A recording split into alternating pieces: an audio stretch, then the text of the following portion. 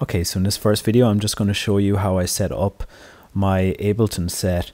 I've got a template kind of laid out, so every time I open up a blank set, it's what I see. I'm also going to show you how I set up my effects that I use, the most commonly used ones as well. As you can see, I'm using Ableton. So I'm starting with just a blank set here. I've got a MIDI channel. I'm going to drag a drum rack into the MIDI channel. I use drum racks for all my drums.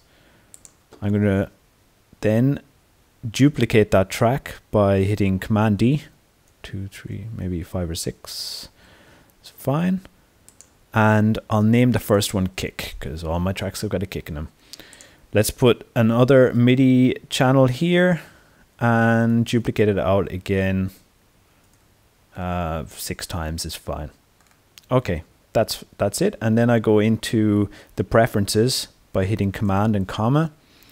And if I save the current set as default, there we go. Now every time I open up a blank set, that's what I've got. So very quickly, I'm going to also show you how I set up my effects. Let's just take the common ones that we usually use, and I always use reverb and delay in every single track for some element. If I just drag a reverb onto a blank channel here, I don't actually like to use the sends and returns that much, only for certain functions. So I like to always put my my effects in as inserts on each track. But in order to get the most control out of them, I like to put them into racks. So I'm going to right click on here and group it. That puts it into a rack. Now this chain here is going completely to the reverb.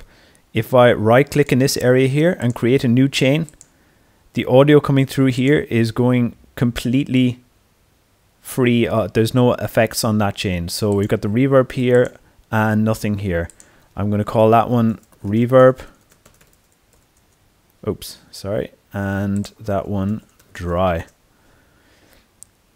Now, all I need to do to change the level is use the volume here. Right here, if there's a sound going through, it's going to be completely dry. And when I bring it up, I'm going to bring in the reverb exactly how much I need. I'm also going to drop an EQ in there because it's very important to EQ the bass a lot of the time out of the reverb. It's otherwise it gets very muddy.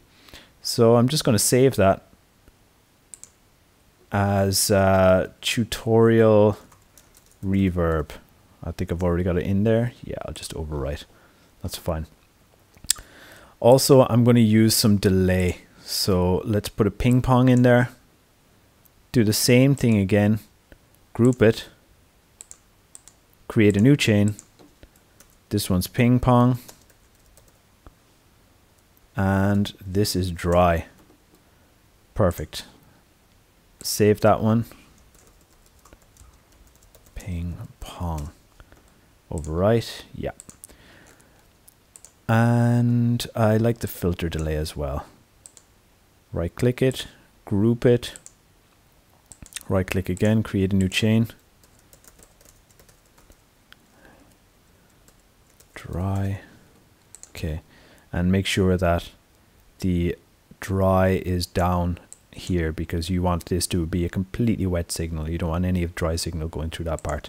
The dry signal is all going through here. Save that. Tutorial filter delay. Overwrite. There we go.